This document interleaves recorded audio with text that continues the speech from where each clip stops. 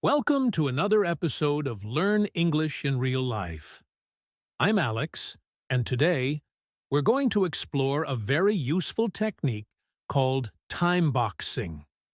This method helps many successful people stay focused and organized, ensuring that they spend their time on what truly matters to them. In this episode, we will talk about how time boxing works and how you can use it to improve your time management and focus on your personal values. Time boxing is a very powerful time management tool, but there isn't just one way to do it. Everyone has their own approach to time boxing, and it can be adapted to fit your needs. Some people prefer to plan their entire week in advance and review their calendar every Sunday. Others like to change their schedule daily, adjusting it based on their priorities. The tools you use for time boxing can also vary. Some people create simple spreadsheets, others use Google Calendar, and many people even use special apps designed specifically for time boxing. The first thing you need to do before starting with time boxing is identifying your values. Your values are the things that matter most to you in life. They guide the decisions you make, how you act, and how you spend your time. Identifying your values helps you prioritize your activities and make sure you focus on what's truly important. For example, some of your values might be staying healthy, being a good friend, or being successful at your job. But values are not something you just achieve once and for all. Just like an artist working on a painting, you're always working on your values. They're ongoing goals that guide your life. They are the compass that helps you navigate through life's decisions. Without knowing your values, it's easy to get distracted by things that don't align with who you really want to be. Once you've identified your values, the next step is to convert them into time. This means figuring out how much time you want to spend on activities that reflect your values. This is where time boxing comes in. You need to plan activities that will allow you to live according to your values. And by scheduling those activities, you make sure they become a part of your everyday life. For example, if one of your values is to stay healthy, you might schedule time for exercise, meal planning, and getting enough sleep. If spending time with your family is important to you, you might plan regular family dinners, weekend activities, or family holidays. And if being a good partner is one of your values, you might schedule regular date nights with your significant other. Time boxing helps you become the person you want to be by making time for the activities that matter to you. The next step is to create your time-boxed calendar. This is a calendar where you plan all the activities you want to do, based on the time you've decided to spend on each of your values. When you create your time-boxed calendar, be realistic about how much time each task will take. Often, we are overly optimistic and underestimate the amount of time tasks will take. This is called the planning fallacy. For example, if you plan a 45-minute workout, don't forget to account for the time it takes to get to the gym, change clothes, shower, and eat. That 45-minute workout could turn into 2 hours of your time. To avoid the planning fallacy, a helpful tip is to triple the time you think a task will take. This may sound like a lot, but it will give you more space to avoid feeling rushed and stressed. Once you've set up your time-boxed calendar, the next step is to track how well you stick to it. Distractions are part of life, and you're likely to face them.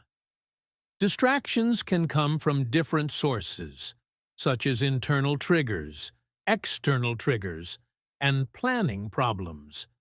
Internal triggers might include feeling tired, stressed, or losing motivation. External triggers could be phone calls, messages, or noisy environments. Planning problems happen when you don't allocate enough time for a task or when unexpected events occur. By identifying where distractions are coming from, you can adjust your time-boxing plan to prevent them in the future. For example, if you find that you often get distracted by your phone, you can try leaving it in another room while you work. If external distractions like a talkative colleague interrupt your work, you can schedule no interruption hours for focused work. To track your distractions, use a tool like a distraction tracker. In this tracker, you can write down the time you got distracted, the cause of the distraction, and what you can do next time to stay focused. This helps you reflect on your distractions and improve your time-boxing technique over time. Now that you have your time-boxed calendar and are tracking distractions, it's time to focus on reflection and refinement. Time-boxing is an ongoing experiment, and it may take some time to perfect your system. Each week, set aside 15 minutes to review your calendar. Ask yourself questions like, when did I follow my plan? And when did I get distracted? Reflect on why you got distracted. Was it an internal trigger, like stress, or an external trigger, like an interruption? Was it because you didn't allow enough time for a task? Reflecting on your time-boxing results will help you adjust your plan. For example, if you notice you always get distracted by your phone, you might create phone-free times or turn off notifications. If you can't finish your workout because you're not allowing enough time, you might want to schedule longer sessions or break your workout into smaller parts. Remember, time boxing is not about being perfect. The goal is to learn how to manage your time better and make sure you spend time on the things that matter most to you.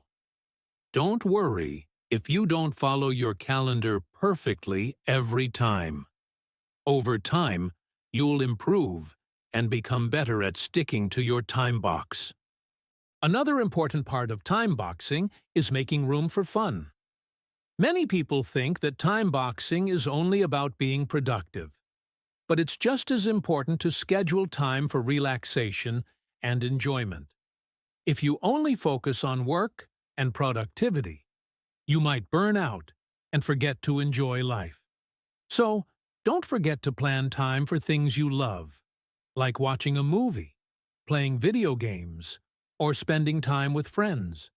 To see the real power of time boxing, you should schedule some free time. Free time is important because it gives you the chance to relax and recharge. If you don't schedule free time, you might feel frustrated with your schedule and tired of being busy all the time.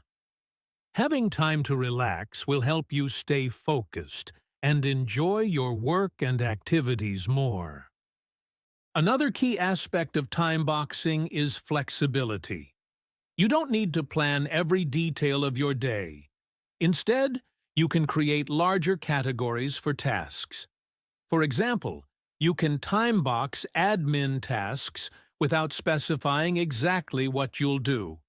You might decide to pay a bill, schedule an appointment, or organize your email during your admin time. By having larger categories, you give yourself room to make decisions on what to do when the time comes. Time boxing also helps you focus on what's important. It's easy to get caught up in tasks that don't align with your values.